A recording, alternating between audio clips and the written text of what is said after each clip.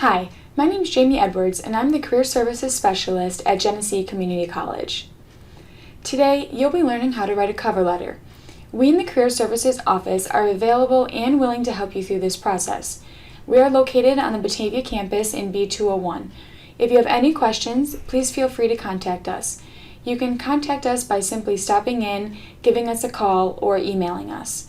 You can also check our website to learn about other services we offer. Throughout this video, I'll help you understand what a cover letter is and the importance of it. We'll then go through the general format and specific content. Lastly, I'll cover some big picture do's and don'ts when writing it. So, what is a cover letter? A cover letter is a letter sent alongside your resume to introduce yourself, explain why you are sending in your resume, and provide more information about yourself. This is your opportunity to provide a formal introduction. It is the first read for an employer, and it is a must with your resume. Even if a cover letter is not specifically requested along with your resume, it is assumed you will include one. A cover letter, written the correct way, will never hurt your chances of being hired. You may be wondering why a cover letter is so important. First, it's going to help you get an interview. When you are introducing yourself in a cover letter, you get a chance to further explain your interests, qualifications, and abilities. It will help you get noticed and hopefully prompt an employer to look at your resume to learn more about you. The format of a cover letter is called block style. Block style means that all lines start on the left side of the margin, and there are no indentations for each paragraph like you would have when you're writing an essay for class. Your cover letter should only be 1 page long. You do not want to overwhelm an employer with too much information. Keeping yourself to writing only 1 page forces you to stay focused on the specific job and company you're applying to.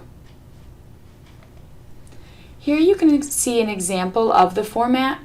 As I just explained, this example shows all the text beginning on the left margin and no indentations for each paragraph.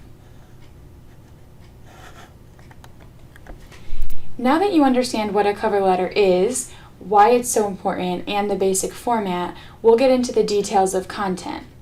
A cover letter consists of 2 headings, a salutation or greeting, an opening, middle, and closing paragraph, and then finally your signature and enclosure.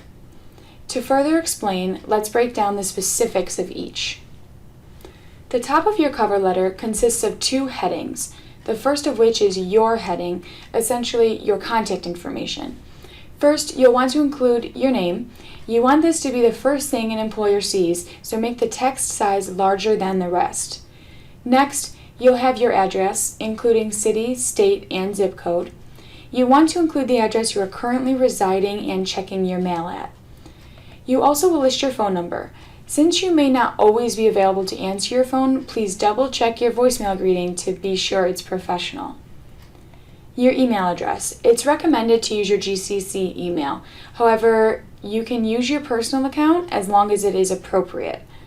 Lastly, if you'd like to get creative with your header, you can add extra information such as the URL to your LinkedIn profile or a list of your top 5 strengths from StrengthsQuest. Items like this might give an employer a little bit more information about you to make you stand out. Here's an example of what a heading looks like. You can see the name is larger and it lists all of the correct contact information. It's important to note that your heading does not need to look exactly like this one. This is a sample, it's not a template. Feel free to adjust your heading to how you prefer it. You can have your name on the left-hand side or in italics or underlined. Your address can be on a different line than your email and phone number. The line here is not necessary, or you can make it a dotted line. There are many stylistic changes you can make, and I encourage you to do so. The heading you use on your cover letter should be exactly the same as the heading you use on your resume. As you can see here, it lines up perfectly. This is called branding. It shows consistency in your documents. Your heading is then followed by a company heading.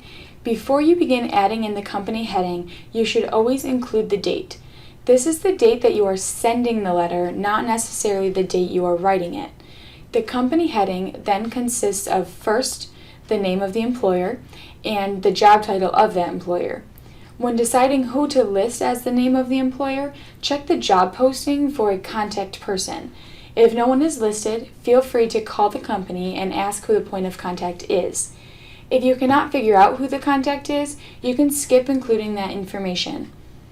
Below the name of the employer, you list the name of the company, followed by their address, including city, state, and zip code.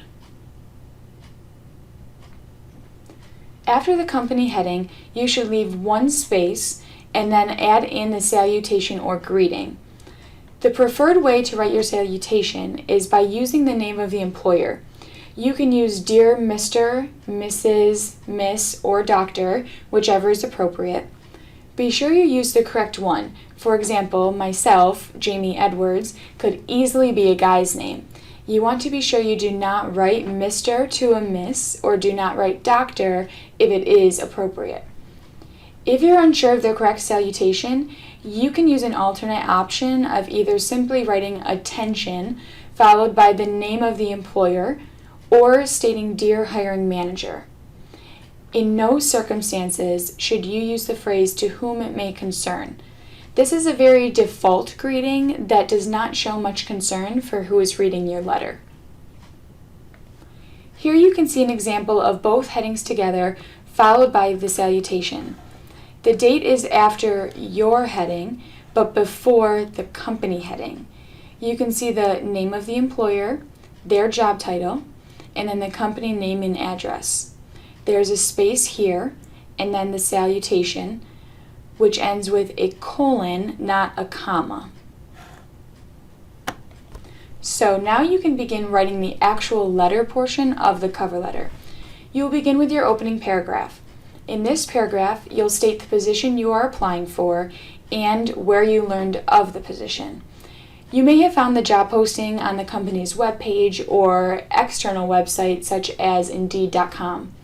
In some cases, you may have been referred by a current employee at the company. If that is true, you can include the current employee's name. Other examples are the radio, LinkedIn, newspaper, or elsewhere. Before finishing your opening paragraph, you'll also add an expression of your interest for the position. This should be a brief introduction of who you are, what you're currently studying, or where you're currently working, followed by why you are applying to the position. Here's an example of what the opening paragraph might look like. You can see the position this person is applying for and where the job posting was found. They then state what they are currently studying and why they are interested in the position. Your middle paragraph is the toughest part of your cover letter. Before you can begin writing this section, you must research the company. The easiest way to do this is to Google them. Go to their specific website and read their About Us section or any information they have on the company. It's also helpful to read any news articles on the company to see if there's something worth noting. The reason for doing the research is because you really want your cover letter to focus on the employer. You do not want to bore the reader with reiterating your past job titles and job responsibilities. They can read about those on your resume. You really want to explain how your skills and qualifications match the specific job requirements. Use the job posting for this. Read through what will be required in the position and pull out a task you know you either have the experience or the education in order to complete it. Write that explicitly.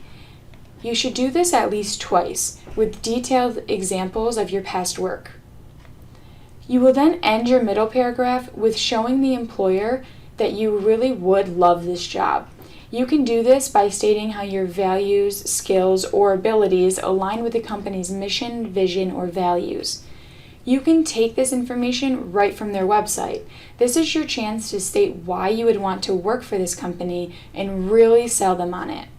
You can also go the route of stating why you are so passionate about the specific job.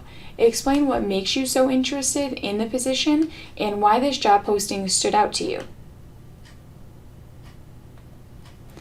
Here's an example of the middle paragraph. The job posting this cover letter was written for stated that the employee would have to provide phone support to 50 to 70 callers a day. Instead of simply stating in the cover letter that their past experience and education have provided them with the ability to provide phone support to 50 to 70 callers a day, the writer got specific. My attendance at the conflict resolution, stress management, time management, and communication skills workshops, along with my listening skills gained from waitressing, will benefit me as I provide phone support to 50 to 70 callers a day. They match something they've done in their past that proves that they can complete a job duty for the position they are applying for. In the last sentence, you can see that they are quoting a value statement from the company's website to show that they did a little research and they're interested in the company. The closing paragraph is fairly simple. You begin by restating your interest in the position, then state your interest in an interview. You'll also want to restate your contact information even though it's written in your heading. Include an action informing the employer of your next steps or how you plan to follow up. Will you be calling the company, sending an email, or waiting to hear from them? Be sure whatever you state you follow through with. Lastly, thank them for their time. It's important to recognize the amount of time it takes employers to review applicants. You can read through this example closing paragraph at your leisure. It's very simple and to the point.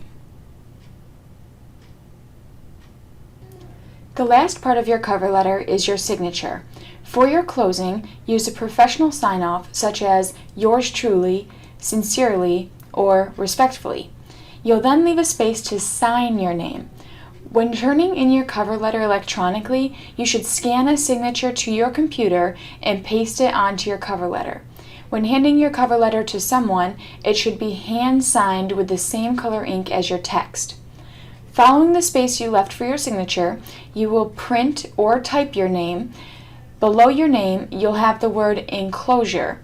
Enclosure means that something else is attached. If you're submitting your resume at the same time, it would state enclosure resume. If you're also submitting your references, it would state enclosure resume and references.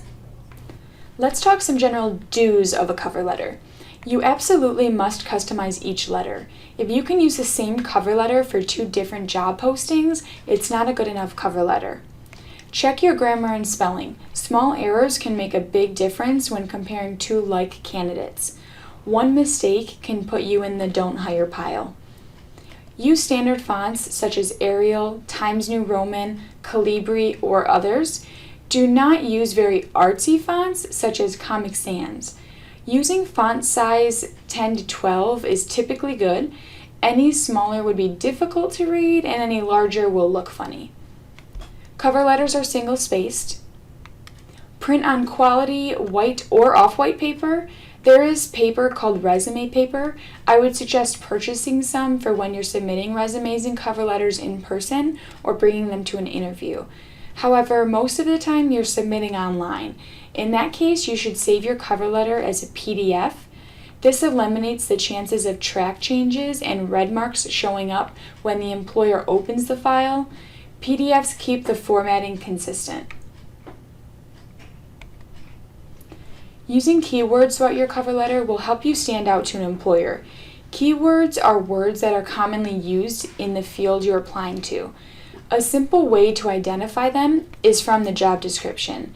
If you're reading through the job description and still aren't sure which words are keywords, here's a helpful tool. It's called Wordle.net. Wordle creates word clouds like this one. Word clouds are essentially words that all revolve around the same topic. To make this tool help you, you can find about 3 job descriptions from different companies, all for the same job title. Copy and paste the job descriptions into Wordle.net. Wordle will then pull the most commonly used words in that body of text and create a word cloud. You will then have a list of words that are used in the field you're applying to.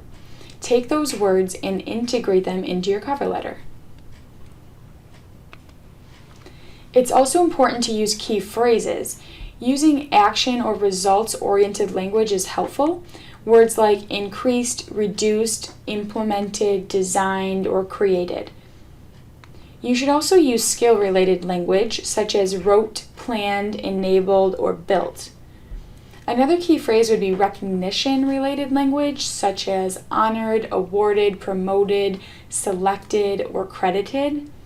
Using phrases such as these helps clarify what you've accomplished or learned. There are also a few don'ts you should be aware of. Don't use slang, slick to sounding professional. Don't send without proofing. Like I said before, one error can put you in the do not hire pile. Do not send a generic letter. The more specific you are to the posting and company, the better off you'll be. Do not send your letter with wrong contact information. Sometimes if you are working from an older cover letter you've written, you forget to change the name of the employer, company, or job you're applying for. This is a terrible mistake to make. Keep your cover letter to one page. You really don't want to make it too short where it doesn't look like you have the experience or interest, or too long so it looks overwhelming to read. And of course, don't be afraid to ask for help. If you would like a copy of our guide to writing the cover letter, you can stop into our office or access it in your Purple Briefcase account. If you have any questions as you work on writing your cover letter, feel free to get in touch with us in Career Services. We're here to help.